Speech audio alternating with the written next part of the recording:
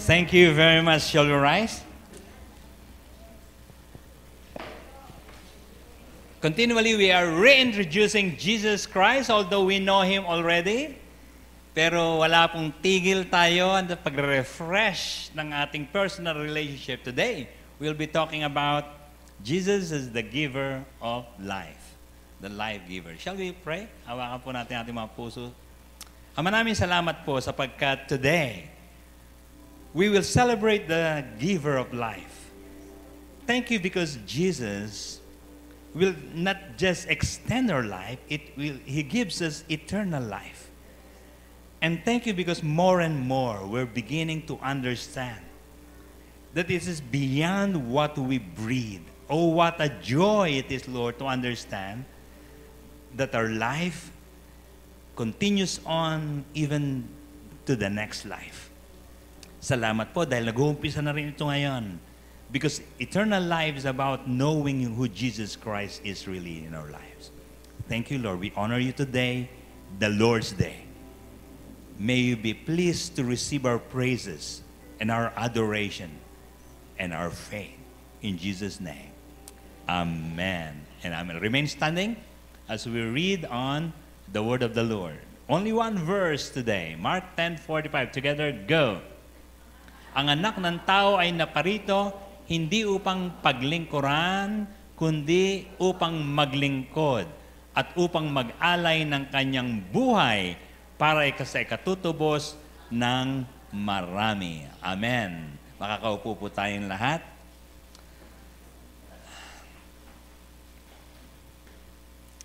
Good to see you, everyone.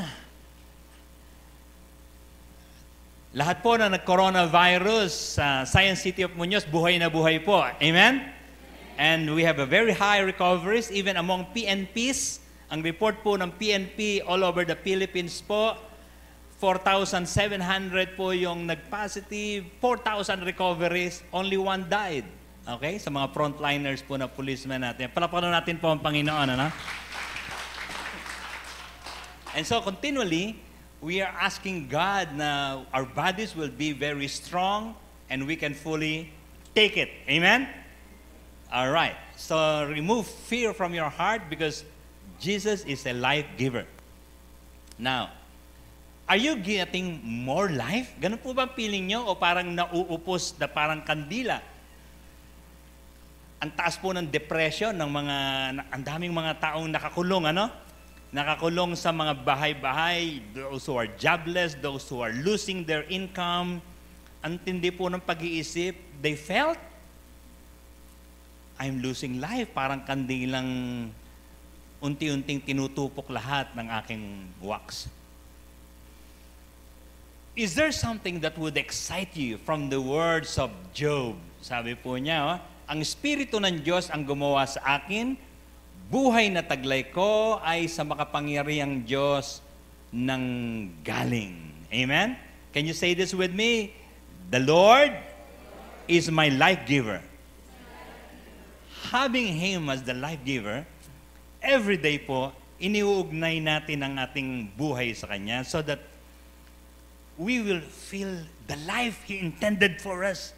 Ano po bang problema po pwede magpa-discourage sa inyo talaga? Even if you're breathing, humihinga lang, subalit parang paupos. Sige nga po, ngumiti nga po kayo sa katabi niyo ng konti kahit hindi halata. At sabihin niyo sa kanya, buhay na buhay ka. Amen? Sometimes you feel differently, pero let's forsake all of those negatives. Hindi po dahil dinadaya natin ating sarili, but the life giver really wanted you not to overlook. There are many reasons to celebrate this life. Okay? Sabi nila, masyado ka namang focus sa iba't ibang mga bagay. Of course not. We should not focus on coronavirus. We should be focused on the right thing. Isa pong incidental lang po ang mga coronavirus na yan. Now, ito pong November na ito, halos every month po, meron pong cancer awareness. Kasi gusto ko yung maisip nyo, ano pala ang mga tunay na tumitira ng buhay ngayon. Ha? May nagsabi sa akin, ay, harapin natin yung coronavirus. Kumain lang tayo ng kumain, lalakas ang katawan. Teka muna, depende sa kinakain. Kasi ito pong World Pancreatic Cancer Day, November 21 po yan. Ang tindi po ng awareness na kinikreate sa mga radyo, all your readings now in FB. Asan po ang pancreas nyo? Maliit lang po yan, ha? Ito po yung nagsisikret ng insulin. Di pala? Para po tunawin yung mga sugar nyo sa katawan. Sobrang kanin, sobrang leche plan, ano ba? Sobrang halaya. Yung mga paborito ko lahat yun, ha? Ha? Isa po sa mga kumakatay ng mga tao ngayon, ito, Big C. And so, ang dami pong mga readings ngayon about pancreatic cancer, ha? Mula po February, meron na po iba-ibang yan, lung cancer, etc. Sinusunod-sunod po yan, buwan-buwan ho pala. Meron mga awareness na ganito. Bakit naman po? Kailangan malaman natin, bakit ha? Ang tawag po dyan, non-communicable, hindi nakakahawang sa pero lifestyle-related diseases, LRD. Sabi po ni Dr. Antonio Miguel Danz, silent disaster, oh. Hindi pinag-uusapan. Walang kakamalay-malay, kain ka lang ng kain, pero merong kumakatay sa iyo, papaikli ng buhay ng nanay mo. Killing, Pilipino lang po itong pinag-uusapan, hindi po buong mundo, ha? 300,000 victims a year among Filipinos. 800 every day po yun. 33 every hour. Common risk factors are yun pong Philip Morris. Milk tea. And staying home. Insufficient physical activity, hindi na nakakatungtong ng kalsada yung sinelas mo. Nakaupo na nakaupo, pinapanood lahat ng telenovela. At syempre po, baka po nakakaligtaan nyo, yung mister po ninyo, araw-araw tumitira po ng MP.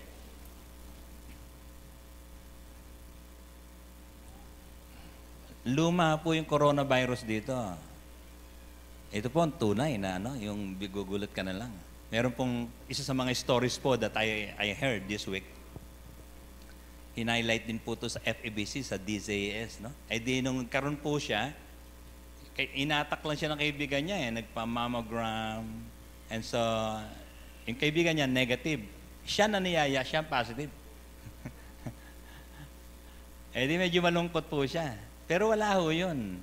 Niyaya niya rin yung nanay niya. Mas gumuho yung buhay niya. Nung ma-discover niya, yung nanay niya, stage 4 na kagad. They don't feel anything.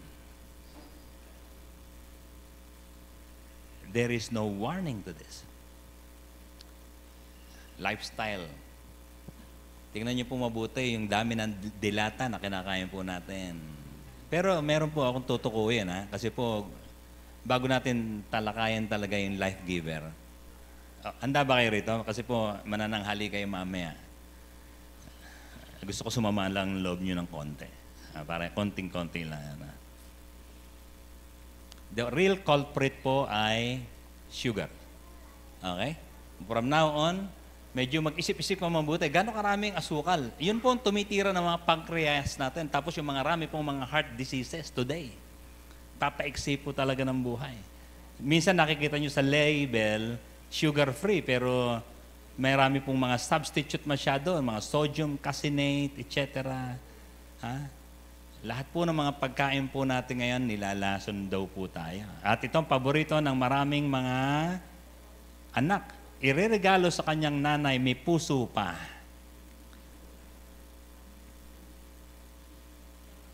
And then this is a question that should make us be thinking. Baka tinitira mo yung sigarilyo ng tatay mo, pero ang totoo, yung asukal sa kape, 8 kutsarita araw-araw. Baka po sabi niya, baka equivalent po ito.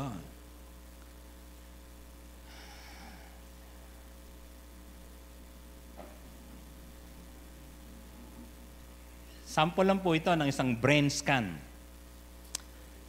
Yung normal pong na brain scan, ito po medyo may pula pa sa, medyo masigla.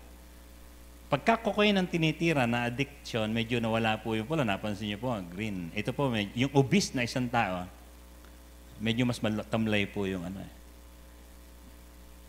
dahil lang po sa sobrang sugar. It is as addictive as. So, bago ko po ituloy ito, pwede bang mag-isip-isip na yung mabuti? Saan ako sumusobra? Nagso-soft drinks ka pa ba? Ilang takal ka ba ng napakasarap na kanin sa Nueva Ecija talaga? Tapos, meron pang kilabon. Okay? Pagkatapos po ay meron pang meriendang mainit na pandesal yan. Yeah? Sasarap ng mga natin. Sugar rich. Tapos po, pansit. Ang sarap, yeah? That's that. Puro paborito ko yan. How much sugar is hiding in your food? Ketchup, grabe po pala, no? Paborito natin yan pag may hotdog. Soft drinks, no? 8 teaspoons.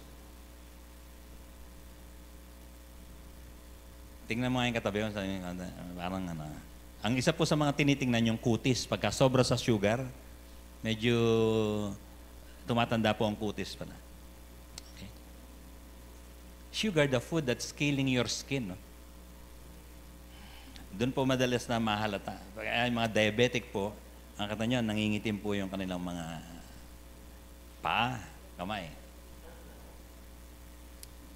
Ang sabi po nila, kung maaring makatulong ito, yung mga broccoli na yan, ang cinnamon po, parang nabibili na rin po ngayon, hinahalo sa coffee, medyo nagbabago yung lasa ng konti. Nuts, ang problema po sa nuts, mataas po ang legumes, tataas naman ang uric acid mo. Okay, pero, wag na po kayo yung pritong mani, maglaga na lang po, maaaring makatulong po yan. Alright? Tumutulong lang po yun, pero pagkasira na po yung pancreas po ninyo, baka talagang kailangan nyo na ng injectables. Alright? Tapos po, lagi kayong you feel, busog na busog po kayo lagi, parang digay ka ng dighay, ayaw mo munang kumain. Nakakatulong na po ito. Salamat sa mga nagre-regalo sa akin ng papaya. Dami. Ito, yung iba po, native na ginger, maganda rin. And of course, any kind of tea. And syempre, may panahon lang yung pineapple, pero tulong po yun para gumanda po yung circulation natin ng konti. Sideline lang po yan, ha? Pero ang totoo, eto na, ha?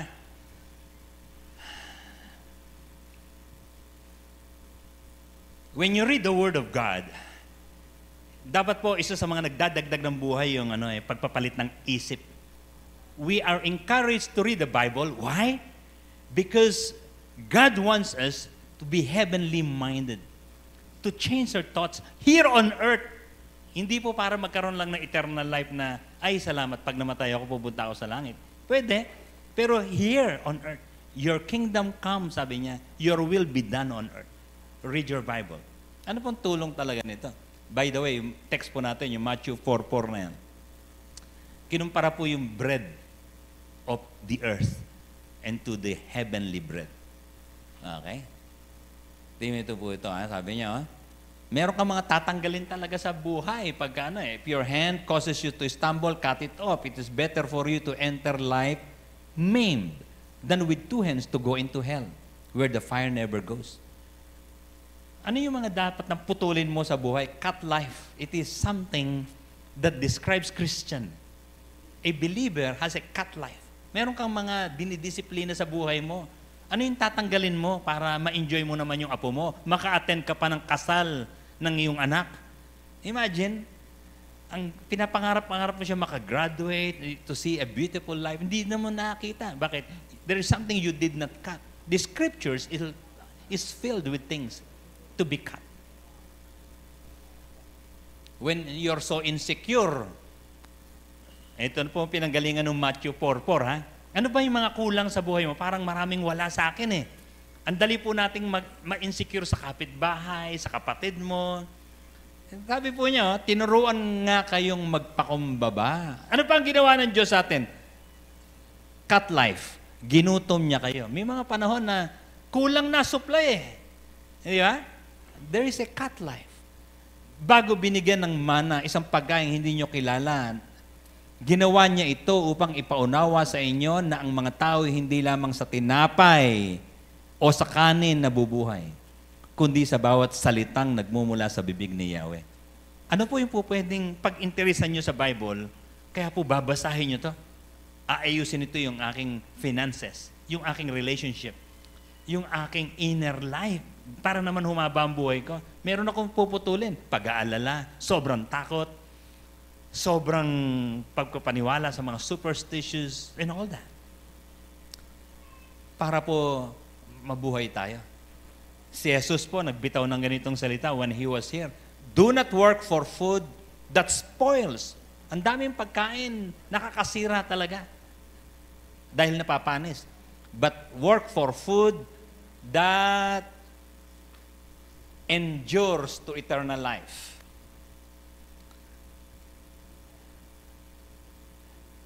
Ngayon po bang pandemic, lalong humaba ang iyong devotional life? Work for food that never spoils. Ayaw po niya.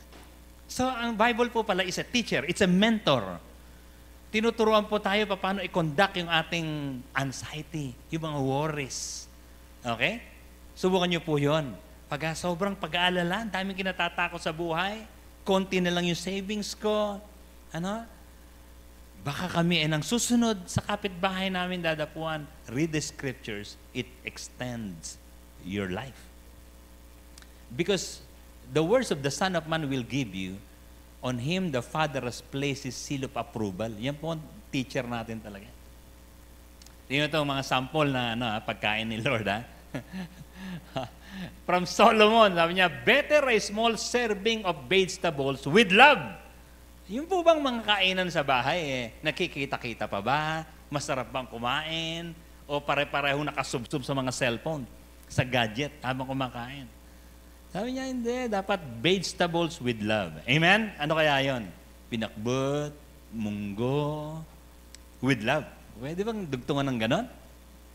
Than a fattened calf. Oh, pati ito. With hatred. Baka nga yung ulam mo, nilagang baka. Okay? Pero, puro kabuntong hiniman na nga naman. Ang dami mong hindi gusto. Marami kang ayaw. May bigay si Lord na pagkain talaga. Tingnan ito, From as far as Genesis, then God said, I give you every seed-bearing plant. Meron ba kayong halaman? Puro kayo plantita. Puro bulaklak naman yun, at dahon-dahon. Magtanim na po kayo ng mga seed-bearing plant. Ano pa? Every tree that has fruit. Uy, damihan niyo yung mga fruits natin, Di ba? Sarap Yung mga root crops sa ilalim ng lupa. Yung mga nasa ere. Yung makopa namin, nakita ko, sangkatutak na naman yung bulaklak. Nako po, Lord, yung mga pula nun, may tulong po yung pula sa kalusugan ng tao. Parang mansanas din, Okay? Tapos nakita ko yung avocado, meron na, Para po kaming Garden of Eden dun. Hinahanap ko lang po yung ahas, alright? So, meron mga design talaga baka naman puro ka delata puro ka na lang Jollibee. Okay? Okay yan. Gusto nating kumita yung mga yan, pero bantay-bantay lang, You got to know, go for the natural talaga. What discipline are you wanting to pursue? Para naman, masarap talaga ang buhay mo. Hindi yung, biro mo, inubos mo yung buhay mo pagpapa-ospital? All your savings, retirement will just go to doctors and medicine? Oh, come on. Meron po tayong mga disciplines talaga. Cut life. Turo po ng Bible yun. Meron kang puputulin talaga. Hindi mo itutuloy yan, mga pagkain na yan, mga French fries na yan. Now, you are the God whose word gives life. Doon pala talaga hanapin ang gabay, ang direksyon. This is my comfort, sabi po ni David, in my affliction, for your word has given me life. Amen? As early as David. Si David po dapat patayin ng maaga. Bakit? Puro espadahan, eskrimahan. He was a man of war. Pero when he reads the word, lumalakas na naman yung kaluluwa niya. He wanted to face another war in life. What is your battle that you're so afraid about? Okay? Meron po ba? Iniiwasan ka na lang.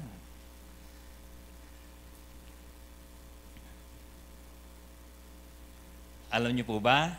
Ito from the Word of God. Again, it gives life talaga pag tama yung buhay mo. Alam niyo po ba that guilt shortens your life? Too much guilt. Grabe ho yung pag-iisip. Di ka na makatulog. Ang daming taong ganun eh. Pag ako po, I spend so much time with people. I go around. Sabi niya, iwasan niyo ang immoralidad. Sabi po niya. Ang ibang kasalanang nagagawa ng tao ay hindi nakakasira ng katawan. Ngunit ang gumagawa ng immoralidad ay nagkakasala laban sa sarili niyang katawan. Bakit po? Grabe, biro mo takot na takot ka. Sana wag ma-discover relasyon namin ng sekretary ako. Sana wag ma-discover. Too much fright decreases so much of your joy and peace. And so it shortens your life. Guilt. Kamakailan po ay pumutok tong kwento nito, no? Si Justin Bieber po, may pastor po siya. Na born again po siya, Justin Bieber eh. Dati po, nagbabad po siya kasi sa Australia rin. Ito pong si Carl Lenz, pumutok po siya Facebook this week lang. Reportedly fired by Hillsong. Why? Moral failures. Okay? Pag po pastor ang nagkasala, puputok agad sa Facebook. Nung madidinig ko po itong mga kwentong ganito, nanginginig po ako sa takot talaga. Sabi ko, Lord, protect me, cover me by the blood. Hindi para wag mabuko. Kung hindi para hindi ka papatol sa mga interest ng laman. Cut life. May puputulin po talaga tayong mga interest. Kasi po nakakaikli ng buhay ang immoralidad. Napuputol ang buhay sa maling relasyon.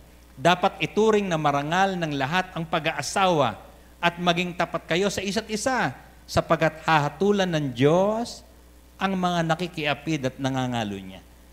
What life could it be if God Himself is against you? God Himself is pursuing you. Malungkot po yung buhay na yun. Imagine, hindi lang po iiwas sa church. Iiwas sa bawat tao. Parang pag tumingin sa'yo, alam niya yata yung ginagawa ko. Respect the marriage bed. Enjoy your life with your wife, with your spouse. And so let's talk about the manifestations of life. Kung nasa iyo ang buhay na walang hanggan, ang ganda po nito What joy have you? What peace is it?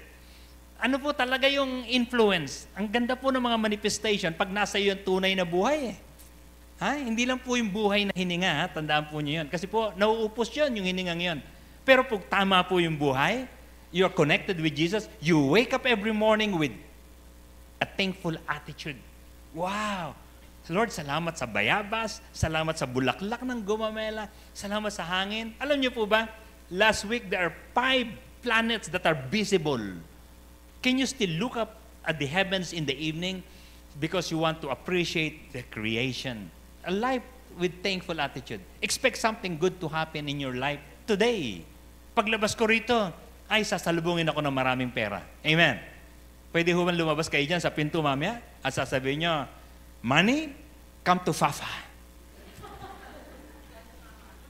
Come to Mama.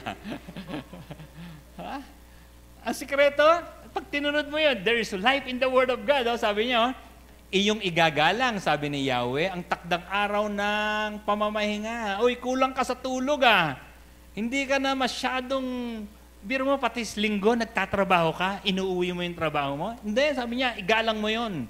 Akin yun, that's the Lord's Day. At kung magkagayon, madaraman nyo ang kagalakan ng paglilingkod sa akin. At tatamasain nyo ang kaligayahan habang naninirahan sa lupaing ibinigay ko. This God is very interested with you having life. Hindi po siya parang pulis na laging nanguhuli. Only when you are subjected to His kingdom principles. Ang sarap po pala nito.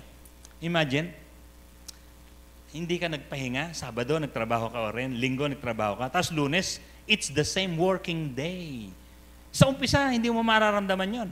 Pero pag tumatagal, mararamdaman mo, nauupos ako.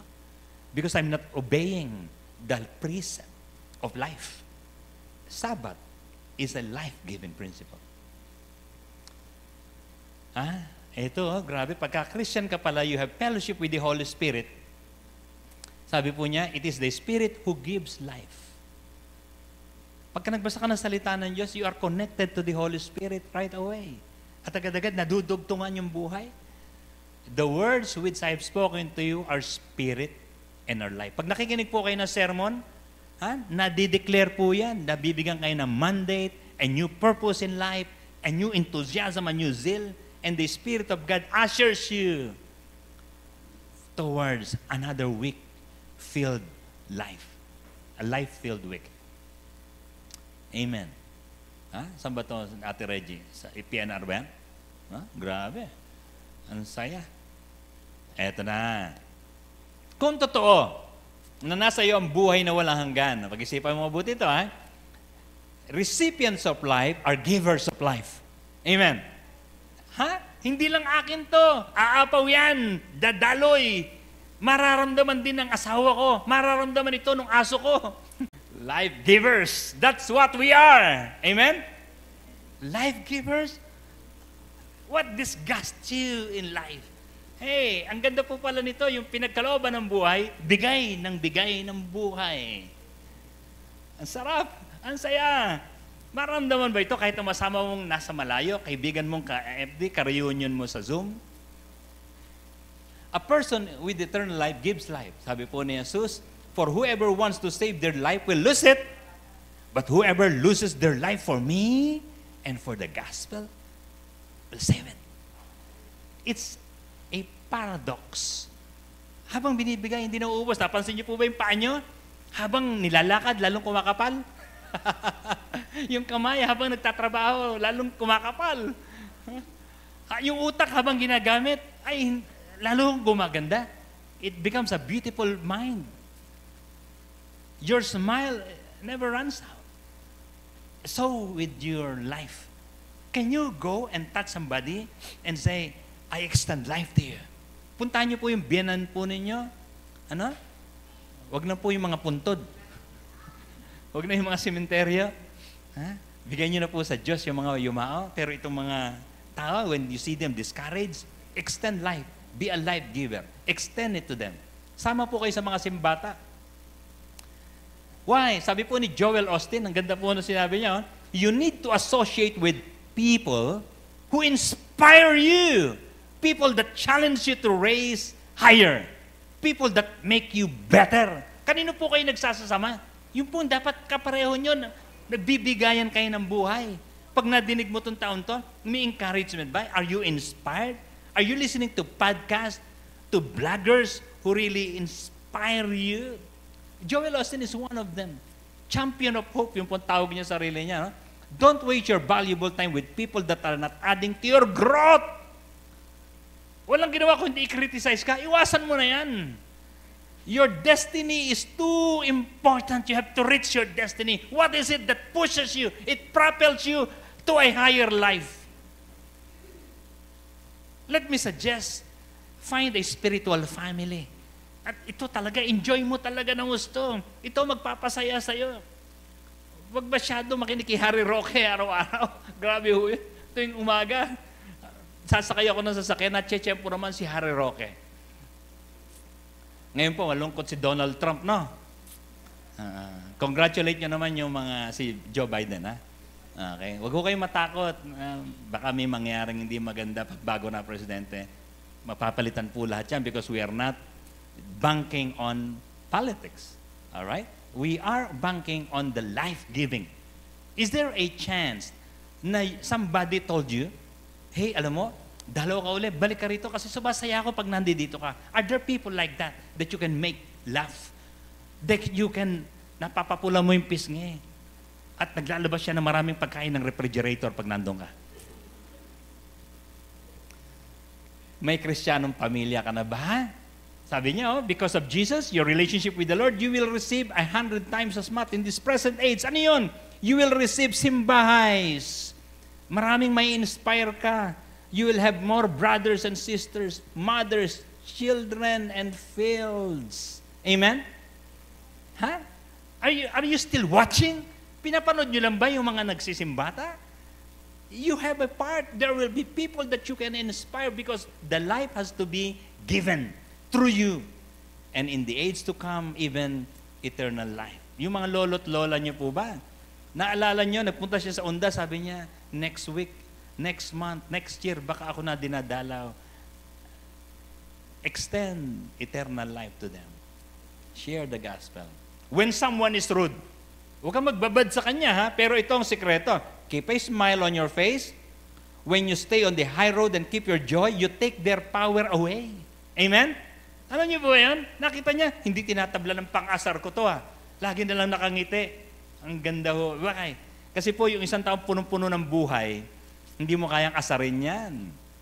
Di ba? May nagsabi na sa akin ng gano'n, sabi niya, ay, nako si Joy, hindi mo kayang mapa-insecure yan. Take a look at your own status in life. Ano yung nagpapasaya sa'yo? Hindi ka tatablan ng mga taong alaskador sa buhay. At yun ang papatay sa kanya. Sabi nila, they have killed the author of life. Really? After 3 days po, he was raised again. Sermon po ito ni Peter. They killed the author of life. Really? Pero God raised him from the dead. Rise up! Amen? Ano yun? Nagpa-discourage sa'yo nung mga nakarang araw. Follow the author of life. Dahil nasa iyong buhay, ano? Ay, ang ganda. You will be resurrected again. Huwag kang magbabanta ng ganito. Pag nagkapera ako, baka sakaling sumaya ako. Hindi po. It is a temporal source of life. Yung mga disciples po, duwag na duwag yan. Ha? Takot na takot sila. Nung hinuli po ang Panginoong Yesus, nagtakbuhan. They saved themselves. Pero why is it nung si Jesus nag-resurrect na, nagbago po ang lahat, tumapang po sila. Meron po silang na-discover na yung buhay na kay Jesus, nasa sa kanila na rin.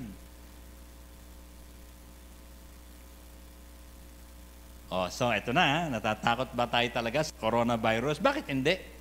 Talaga namang may panganib dyan. Pero ang dami pa po, pati po yung AIDS, hindi pinapansin. Ang taas din po ng death rate niyan, ng Pilipinas. Do good or do evil? Save life or kill?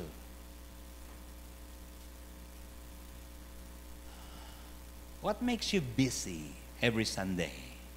Dapat po to give life. Kasama na po ba kayo sa recovery? Kasama na po ba kayo sa rescue? Mamaya po mag-meeting yung mga grupo. Yung mga buti, matatapos na yung November. Meron ba na tayong na-recover na isang dating kapatiran who has to hear the perspective of Scriptures? Baka po moved by the Holy Spirit, they gather children, young people, moms, fathers, everywhere. Save life. Ano po ang natatakot pa ng mga tao ngayon? Inflation. Too trusting in the pursuit of wealth. Lumingon-lingon ka rin paminsan-minsan. Asan ba sila ngayon? Ay, nasa Marcos na pala sila ngayon, tapos na pala sila sa Jeremiah.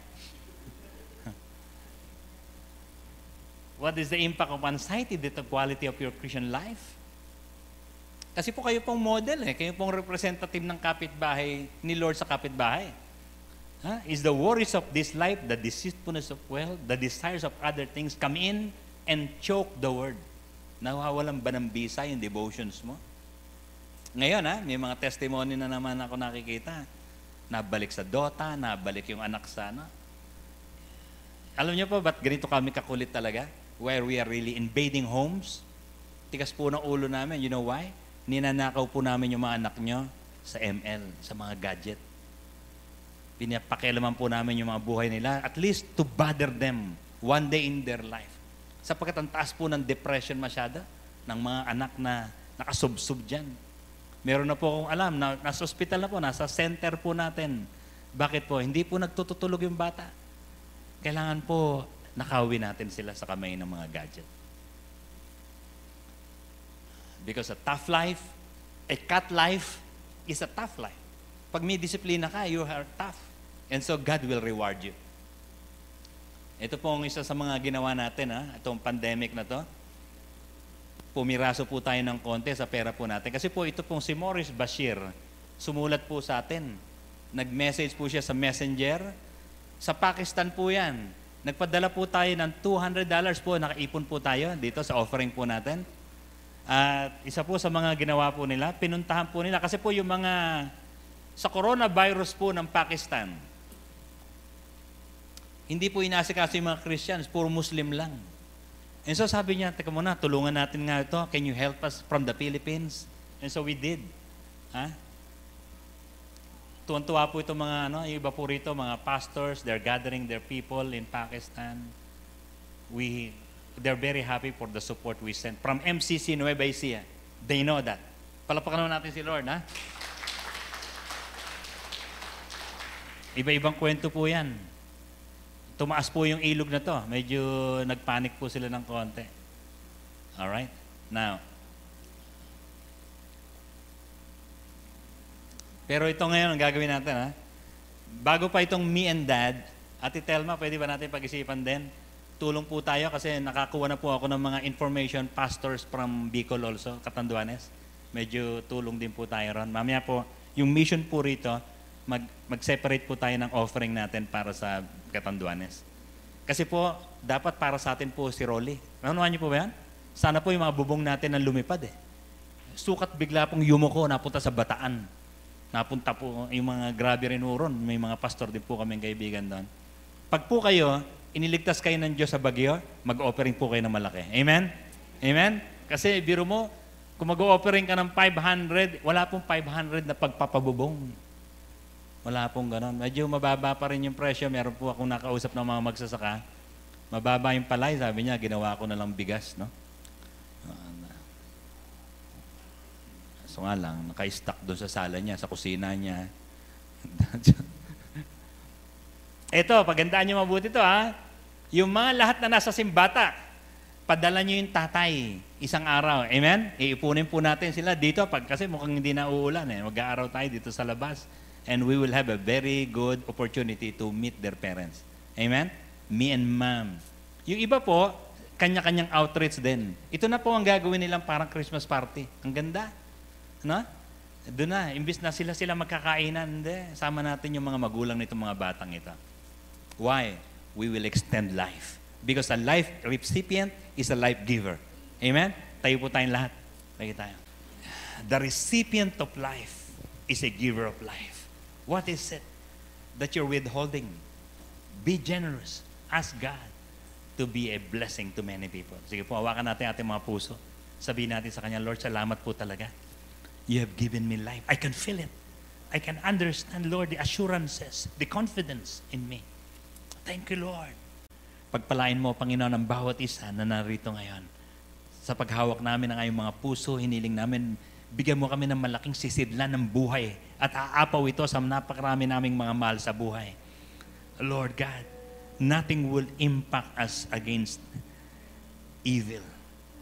Lord, but evil, Lord, will be gone. It will vanish because of the life and the light that is extended to us. Thank you, Lord God. Ang mga bawat tahanan, Panginoon, magliliwanag, Panginoon. We rebuke all diseases and viruses. And in the name of Jesus, cover us with your blood, and we will experience joy.